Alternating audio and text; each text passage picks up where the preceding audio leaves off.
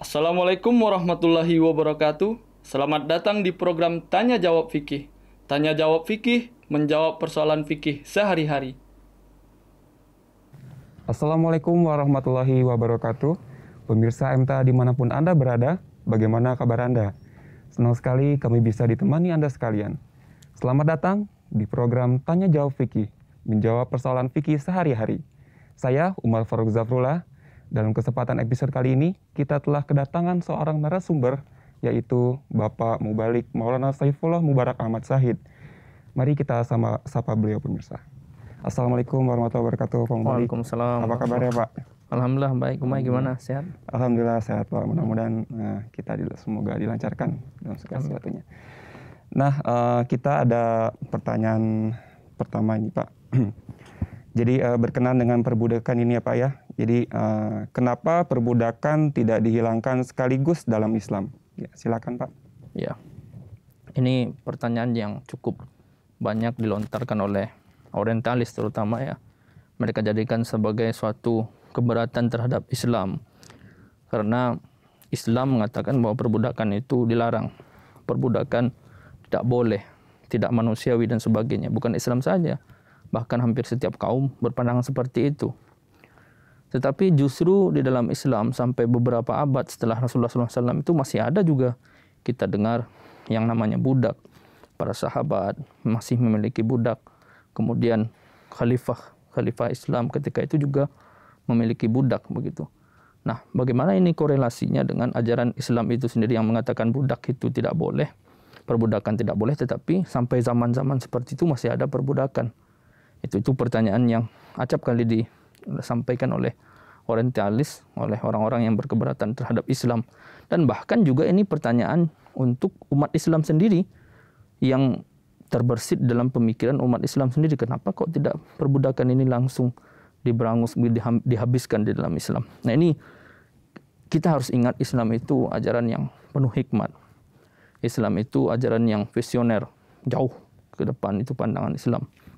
Nah, kalau misalnya budak ini dimerdekakan sekaligus ketika itu, maka ini akan berdampak buruk kepada masyarakat. Nah, kita tahu kan di zaman itu ketika Islam datang, sebelum kedatangan Islam, orang-orang kaum lain ketika terjadi peperangan, atau bahkan tidak ada peperangan pun, mereka biasa menawan laki-laki, menawan perempuan dan sebagainya. Dan kemudian dijadikan budak, dijual begitu. Dan masih banyak lagi perlakuan-perlakuan lain yang budak ini betul-betul orang yang manusia yang taraf bawah sekali begitu. Nah, kemudian Islam datang, Islam melarang perbudakan tentu, tetapi seperti yang sudah saya sampaikan tadi, Islam tidak memerintahkan umatnya untuk serta-merta sekaligus dalam satu waktu semua budak dimerdekakan. Tidak seperti itu, karena itu tadi akan berdampak buruk kepada masyarakat. Karena kenapa? Karena budak ini di zaman itu tergantung kepada tuannya. Jadi tempat tinggalnya, makannya, pakaiannya, dan sebagainya itu tergantung kepada tuannya. Budak terkadang tidak memiliki keahlian apapun. Ya kan, terkadang karena kelemahan fisik dan sebagainya tidak memiliki keahlian apapun. Nah, kalau ini dibebaskan, maka itu tadi berdampak buruk kepada masyarakat. Mereka tidak mempunyai naungan, tidak punya makan, dan tidak punya pakaian dan sebagainya. Nah, inilah yang terjadi di zaman Abraham Lincoln. Kita tahu bahwa di zaman itu Abraham Lincoln membebaskan budak. Ya kan, semua dibebaskan begitu. Tiba-tiba sekaligus para budak senang. Wah, ini luar biasa. Tetapi apa akibatnya yang kita lihat setelah itu? Meningkat tajam itu, drastis kejahatan. Karena kenapa? Ketika mereka dibebaskan, kemudian mereka datang lagi kepada tuannya. Nah, minta makan, minta tempat tinggal, minta pakaian. Tuannya akan berkata, ya kalian kan sudah saya bebaskan. Tidak ada lagi tanggung jawab saya. Ya silakan ke sana. Nah, ketika sudah tidak bisa mendapatkan itu, tidak ada yang dimakan, tidak ada pekerjaan, tidak ada tempat tinggal, maka mereka terjun kepada kehancuran. Dan kemudian terpaksa kadang-kadang harus merampok, harus berbuat kejahatan, perempuan harus menjual diri dan sebagainya. Nah, inilah yang tidak diinginkan Islam dengan membebaskan budak itu sekaligus begitu.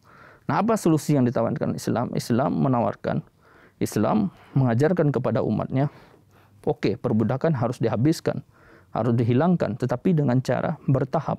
Lalu apa sarana-sarana yang diajarkan Islam untuk membebaskan budak ini? Nah, yang pertama, Islam mengatakan kepada pengikutnya, jadi kalau kalian berbuat dosa, maka untuk kafarah, untuk menghapuskan dosa itu, bebaskanlah seorang budak. Contohnya, seseorang tidak berpuasa secara sengaja meninggalkan puasa. Nah, salah satu kafarahnya adalah membebaskan budak, walaupun ada kafarah-kafarah lain. Dan banyak lagi itu di dalam Islam. Nah, ini salah satu juga cara yang diajarkan oleh Islam kepada umatnya. Kemudian Islam mengajarkan kepada umatnya, jika kalian ingin mendapatkan qurub ilahi, ingin mendapatkan kedekatan dengan Allah Subhanahu wa taala, maka merdekakanlah budak, bebaskanlah budak. Nah, ini yang dicontohkan oleh sahabat seperti Abdurrahman bin Auf radhiyallahu taala anhu, seperti Hazrat Utsman radhiyallahu taala anhu, ribuan budak yang mereka bebaskan ketika itu. Sedemikian banyaknya budak sehingga mereka bisa membebaskan ribuan budak di zaman itu. Dan itu tidak sedikit uang dibelanjakan untuk membebaskan budak di zaman itu, karena harus beli dari online kemudian dibebaskan. Hazrat Abu Bakar juga berkali-kali melakukan itu. Nah, ini salah satu sarana yang diciptakan Islam untuk membebaskan budak itu secara berkala, secara bertahap. Nah, kemudian Islam ajarkan lagi kepada umatnya, jika kalian tidak ingin membebaskan budak sendiri, karena mungkin barangkali budak sendiri, budak baru misalnya, atau bisa jadi budaknya belum siap untuk terjun ke masyarakat luas, belum siap dibebaskan seperti itu, karena mungkin tidak punya pekerjaan, tidak punya keahlian, tidak punya tempat tinggal dan sebagainya. Maka kalau kalian belum siap membebaskan budak sendiri, maka belilah budak dari orang lain, bebaskan itu. Ya. Nah, ini yang dilakukan oleh sahabat-sahabat yang saya sampaikan namanya tadi, banyak lagi sahabat yang lain. Kemudian, atau Islam menawarkan kalau seseorang tidak mau membebaskan budak begitu saja karena rugi dan sebagainya, maka mukatibat, ada mukatibah di dalam Islam. Apa itu mukatibah? Jadi si budak membayar kepada tuannya. Jadi dia cicil harga dia, dibayar ke tuannya sambil dia bekerja. Nah, sisa dari cicilan itu, penghasilannya itu dia bisa manfaatkan untuk dirinya sendiri. Nah, karena selama dia masih budak orang lain, apapun yang dihasilkan, apapun pekerjaannya, itu bukan miliknya sendiri, karena dirinya pun bukan miliknya sendiri, dirinya milik tuannya.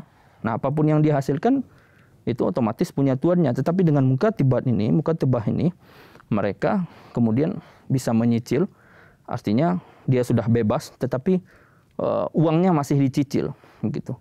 Nah, ini solusi-solusi yang ditawarkan Islam. Nah, selain itu Islam setelah menawarkan solusi-solusi semacam itu, kemudian Islam lebih lanjut lagi memerintahkan bahwa mulai sekarang tidak ada lagi orang yang ditawan dengan alasan apapun, orang ditangkap kemudian ditawan, itu kecuali satu saja, orang-orang yang berperang memerangi Islam atas dasar landasan agama, gitu. Jadi kalau mereka ingin memberangus Islam, ingin menghilangkan Islam, ketika mereka kalah atau ditangkap, ditawan, nah mereka itu bisa menjadi budak, begitu. Lalu apa yang harus dilakukan ketika sudah terjadi mereka ini ditangkap? Karena di zaman itu kan kita tahu tidak ada tempat seperti sekarang, tidak ada penjara dan sebagainya. Gitu. Apa yang harus dilakukan dengan orang-orang yang tawanan perang semacam itu, budak-budak semacam itu? Ada dua cara yang ditawarkan Islam. Yang pertama, bebaskan mereka begitu saja sebagai ihsan, sebagai perbuatan baik. Jadi tidak perlu diminta uang dan sebagainya, bebaskan saja. Nah, yang kedua, ditawan, tetap dijadikan budak, tetapi dengan tujuan membebaskan mereka secara bertahap. Dengan cara apa? Dengan cara tebusan. Tebusan siapa yang tebus? Keluarganya. Kalau ada keluarganya yang menebus dia, maka dia bebas. Atau keluarganya tidak mau bebas, tidak mau tebus, dengan cara itu tadi, mukatibat itu tadi. Dengan cara dia bayar nyicil kepada tuannya. Nah, ini tadi kenapa saya sampaikan Islam itu ajaran yang penuh hikmat, tidak serta-merta budak itu sekaligus dibebaskan. Karena itu tadi dampak buruk di dalam masyarakat. Budak yang tidak siap untuk terjun ke dalam masyarakat, seperti anak kecil lah. Kalau anak kecil yang baru lahir itu kalau dilempar, ya kan, suruh dia bekerja, ya nggak bisa dia kerja apa-apa. Akhirnya dia mati kalau nggak bikin susah orang.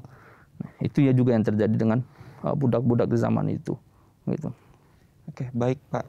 Jadi memang timbul banyak kerugian begitu, apa yang diakibatkan dari apabila kita membebaskan budak itu sekaligus seperti itu. Dan Islam menawarkan bahwa memerdekakan budak itu harus secara berangsur-angsur atau bertahap-tahap. Oke. Berikutnya Pak, pertanyaannya itu berkenaan dengan dalam Al-Quran Karim ini disebutkan bahwa dengan budak perempuan ini ya, ada kalimat ma malakat aimanukum. Nah, apa perbedaan dari keduanya? Kemudian bagaimana memahaminya untuk zaman ini? Ya, nah ini juga pertanyaan yang cukup menggelitik ya. Ini jadikan juga salah satu alasan orientalis atau orang-orang yang tidak suka dengan Islam menyerang Islam. Bahwa Islam mengajarkan bahwa kalau seseorang memiliki budak, maka dia bebas memperlakukan budak itu, terutama budak perempuan khususnya dalam hal ini, melakukan apapun kepada budak itu tanpa harus menikahinya. Di semacam kalau di zaman dulu mungkin zaman raja-raja selir, ya kan, zaman ada wanita yang tidak digauli atau dilakukan hubungan suami istri tanpa harus dinikahi. Ini yang nauzubillah kata mereka yang diajarkan oleh Islam melalui ini tadi ma malakat aimanukum. Ini ya wanita-wanita yang dimiliki tangan kananmu, para budak perempuan itu. Nah, ini suatu kekeliruan dan ini juga disebabkan oleh tafsir-tafsir atau penjelasan-penjelasan yang keliru oleh umat Islam sendiri. Nah, Jemaat Ahmadiyah melalui Hazrat Masih Maud alaihissalam, para khalifahnya, ulama-ulamanya datang untuk meluruskan tafsir-tafsir ini, untuk meluruskan kesalahpahaman semacam ini. Karena dengan seperti ini memburukkan nama Islam, kemudian juga menyerang diri Rasulullah SAW sendiri. Nah, sekarang kita lihat bagaimana pemahaman tentang menikahi budak perempuan atau yang disebut malakat aimanukum ini. Nah, kita ketahui sebagaimana yang saya sampaikan tadi bahwa di zaman itu, di zaman Rasulullah SAW, di zaman awal Islam itu, orang-orang ketika memerangi Islam, kan ada perempuan-perempuan otomatis kan. Karena di zaman itu kalau perang, hartanya dibawa, perempuannya dibawa, semuanya dibawa. Jadi kalau itu kalah, mereka kalah perang, itu jadi ghanimah dia. Di harta rampasan perang, perempuan harta rampasan perang. Kemudian yang itu juga hartanya juga menjadi harta rampasan perang. Nah, ketika perempuan-perempuan ini ditawan karena tidak ada penjara di zaman itu, maka mereka dibagikan kepada para sahabat. Dibagikan untuk apa? Supaya para sahabat itu kemudian menyiapkan segala sesuatu untuk mereka, menyiapkan tempat tinggal untuk mereka, menyiapkan makan untuk mereka, pakaian dan sebagainya. Ini tanggung jawabnya diserahkan kepada para sahabat karena tidak ada tempat untuk menampung mereka di zaman itu. Nah, ketika mereka ditawan ini, lalu timbullah berbagai masalah sosial begitu. Nah, di zaman itu mereka juga diperintahkan para sahabat untuk menikahi. Nah, menikahi ini kan sebetulnya kalau kita melihat salah satu syarat pernikahan itu harus ada persetujuan wali. Jadi ketika seseorang perempuan menikah dengan orang lain harus ada setuju walinya, disetujui orang yang memilikinya begitu. Wali itu sama juga dengan orang yang memiliki. Nah, karena orang-orang ini, para penentang Islam ini memerangi Islam, dan akibat dari memerangi Islam itu hak walinya, hak kewaliannya jadi hilang. Ketika perempuan ini datang kepada Islam, mereka ditawan, hak kewalian dari para walinya ini hilang karena sudah sebagai dampak hukuman dari memerangi Islam itu tadi. Nah, lantas siapa lagi yang menjadi walinya? Yang menjadi walinya adalah pemerintah Islam ketika itu. Nah, pemerintah Islam siapa? Ya di zaman itu ya Rasulullah SAW. Kemudian para khalifahnya, Hazrat Abu Bakar, Hazrat Umar dan sebagainya, seterusnya. Itu yang kemudian menjadi wali. Nah, para wali ini, para pemimpin Islam ketika itu menyerahkan lagi kepada para sahabat, begitu. Dibagikan lagi kepada para sahabat untuk dipertanggungjawabkan, begitu. Nah, jika para sahabat katakanlah di zaman itu tidak menikahi mereka, dibiarkan mereka bebas seperti itu tanpa dinikahi, maka ini akan mengakibatkan keburukan di dalam masyarakat. Karena wanita-wanita ini datang dari kaum lain. Boleh jadi untuk bertahan hidup mereka menjual diri, berzina dan sebagainya, prostitusi dan sebagainya. Nah, ini akan mengakibatkan keburukan atau kemaksiatan menyebar di kalangan umat muslim di zaman itu. Nah, makanya mereka diperintahkan, para sahabat diperintahkan untuk mencegah nampak-nampak buruk ini supaya mereka dinikahi. Nah, sekarang untuk menikahi mereka kan harus ada wali itu tadi. Nah, tetapi karena wanita ini tidak ada lagi hak kewaliannya sudah gugur, maka wanita-wanita semacam ini, para budak perempuan semacam ini yang jatuh ke tangan Islam karena mereka memerangi Islam itu tadi, mereka dinikahi berbeda dengan wanita yang merdeka. Berbedanya apa? Kalau wanita merdeka harus ada izin wali dan harus ada persetujuan si perempuan itu, tapi kalau orang yang budak seperti ini, dia tidak perlu ada persetujuan wali, bahkan tidak perlu ada persetujuan dirinya, karena ini sebagai hukuman juga, satu sebagai hukuman, satu lagi sebagai cara untuk menyelamatkan masyarakat dari dampak buruk yang bisa diakibatkan oleh itu. Nah, ini yang harus menjadi catatan bagi kita. Inilah perbedaan antara Jemaat Ahmadiyah dengan umat muslim, saudara-saudara muslim yang lain. Kalau saudara-saudara muslim yang lain digauli saja seperti itu, tidak perlu dinikahi. Tetapi Jemaat Ahmadiyah menyampaikan bahwa mereka harus dinikahi untuk, kalau tidak berzina itu namanya, bukan melakukan hubungan suami istri tanpa dinikahi itu berzina. Hanya saja ketika pernikahan dengan mereka itu syaratnya tidak seperti menikahi wanita merdeka. Begitu, seperti yang sudah saya sampaikan tadi. Nah, dengan begitu Islam, seperti yang sudah dibahas dalam pertanyaan awal tadi, Islam menawarkan lagi salah satu cara untuk membebaskan budak secara bertahap itu. Apa itu? Ketika dari pernikahan ini lahir seorang anak, maka ketika anak itu lahir, kelahiran anak itu menjadi sarana untuk kebebasan atau kemerdekaan si budak perempuan itu tadi. Begitu. Nah, inilah beberapa sarana yang diciptakan Islam untuk pembebasan budak secara bertahap ini. Nah, namun ini diingat juga, izin ini hanya sementara, hanya sesuai dengan waktunya di zaman itu. Tidak lantas sekarang tidak ada lagi perang yang betul-betul atas nama agama.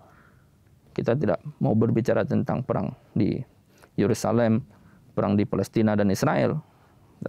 Bukan forumnya di sini, tetapi saat ini tidak ada lagi perang yang betul-betul atas nama agama, yang perempuan-perempuan Islam ditawan atas nama agama, tidak ada lagi.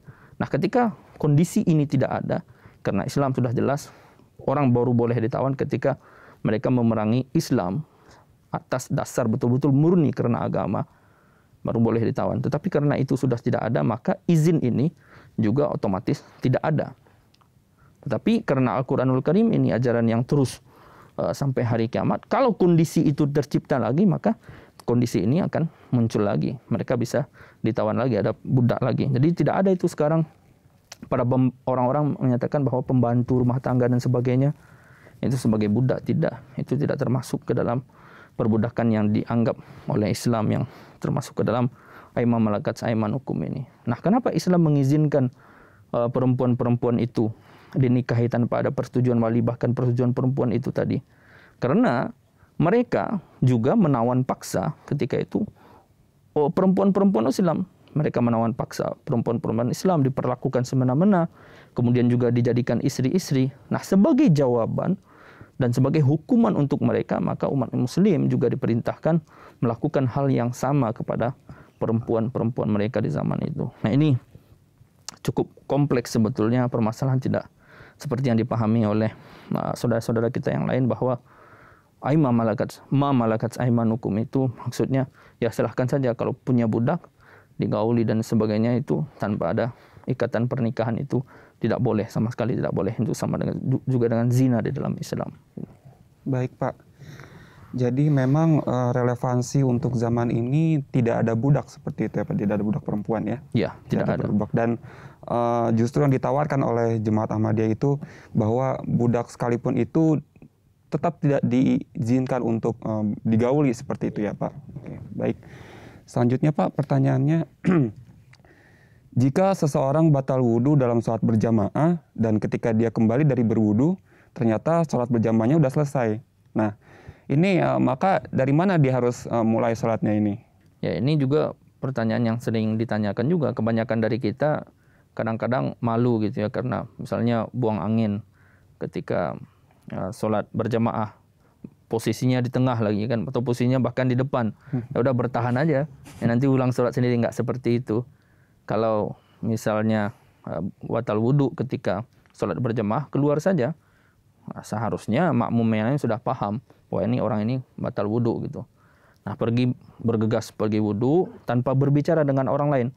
Nah, kalau sudah berbicara dengan orang lain di dalam senggang waktu pergi berwudhu itu, maka batal itu semua sholatnya. Tetapi kalau tidak ada berbicara, pergi wudhu langsung berdiri lagi di tempat, ya, kalau di mana yang kosong lah berdiri di situ, maka dia boleh, kalau imam masih sholat atau masih ada sholat berjamaahnya masih ada, belum selesai sholat berjamaahnya, maka mulai dengan imam begitu. Nah, rakaat yang tertinggal di selang waktu dia berwudu itu, nah itu yang diganti nanti setelah imam mengucapkan salam. Tetapi kalau imam sudah selesai sholat berjamaah, maka lanjutkan dari tempat yang dia tinggalkan tadi, dari rakaat yang dia tinggalkan tadi, yang belum dia kerjakan ketika dia mengambil wudu itu tadi. Nah ini, jadi jangan sampai juga tidak pergi, apalagi kalau orang jadi imam kan. Kalau orang jadi imam, kadang-kadang orang yang nggak tahu malu juga dia. Malu dia bertahan aja di situ. Akhirnya sholat yang lain juga tanggung jawab dia itu. Nggak sah sholat, nggak bisa tayamum sedang sholat begitu. Apalagi kalau ada air kan, nggak boleh. Jadi harus keluar, dia ulangi sholat di mana yang dia tinggalkan tadi itu. Oke. Nah, selanjutnya pertanyaannya nih Pak. Nah, berkenaan dengan sholat Jumat. Lantas bagaimana kalau hal ini terjadi juga dalam sholat Jumat? Ya. Nah, kalau sholat Jumat kan jumlahnya 2 rakaat. Iya. Ya, misalnya seseorang batal wudhunya di rakaat yang pertama. Ya kan, rakaat yang pertama, katakanlah dia sudah dapat rakaat yang pertama, ya, atau belum sama sekali dapat rakaat yang pertama. Ketika dia kembali ternyata sholat sudah selesai, maka dia tetap mengerjakan hanya 2 rakaat. Jadi kalau dia sudah ikut dengan imam, itu dia sudah terhitung sebagai sholat Jumat. Begitu. Kadang-kadang ada orang yang berpikir jangan-jangan dia tidak terhitung sebagai sholat Jumat karena tidak sempurna ikut dengan imam. Jangan-jangan dia harus bayar 4 rakaat gitu, harus mengerjakan 4 rakaat zuhur. Tidak. Jadi kalau sudah ikut dengan imam, maka itu sudah terhitung sebagai sholat Jumat. Dia hanya harus mengerjakan 2 rakaat entah dimanapun dia itu batal wudhunya, seperti yang sudah dijelaskan di dalam pertanyaan yang pertama tadi. Oke, baik. Jadi tetap ya Pak, kalaupun hal ini terjadi ketika kita terlambat sholat Jumat, dihitungnya 2 rakaat. 2 rakaat ya. Oke, baik. Baik Pak, jazakumullah, terima kasih atas jawaban-jawabannya berkenaan dengan pertanyaan-pertanyaan sudah tadi kita adakan di Tanya Jawab Fikih kali ini. Berhubung waktu terbatas, jadi kita harus mengakhiri tanya jawab kita pada kesempatan kali ini Pak Mubalik. Sekali lagi jazakumullah Pak. Pemirsa MTA dimanapun Anda berada, demikianlah pembahasan kita perihal fikih pada episode kali ini. Insya Allah kita akan mengupas persoalan fikih lainnya pada episode berikutnya. Jangan lupa untuk menyaksikan program-program MTA lainnya, termasuk menyimak khutbah Jumat Hazrat Khalifatul Masih Al-Khamis, Ayyadahullah Ta'ala Binasil Aziz, hanya di MTA Indonesia. Jika Anda memiliki pertanyaan seputar fikih atau ingin memberikan kritik dan saran, kirimkan saja pertanyaan Anda atau masukan Anda ke alamat email di bawah ini dengan subjek Tanya Jawab Fikih. Saya Umar Faruk Zafrullah beserta kru MTA yang bertugas pamit undur diri terlebih dahulu. Jangan lupa untuk selalu menyaksikan program Tanya Jawab Fikih episode berikutnya. Tanya Jawab Fikih, menjawab pertanyaan fikih sehari-hari. Wassalamualaikum warahmatullahi wabarakatuh.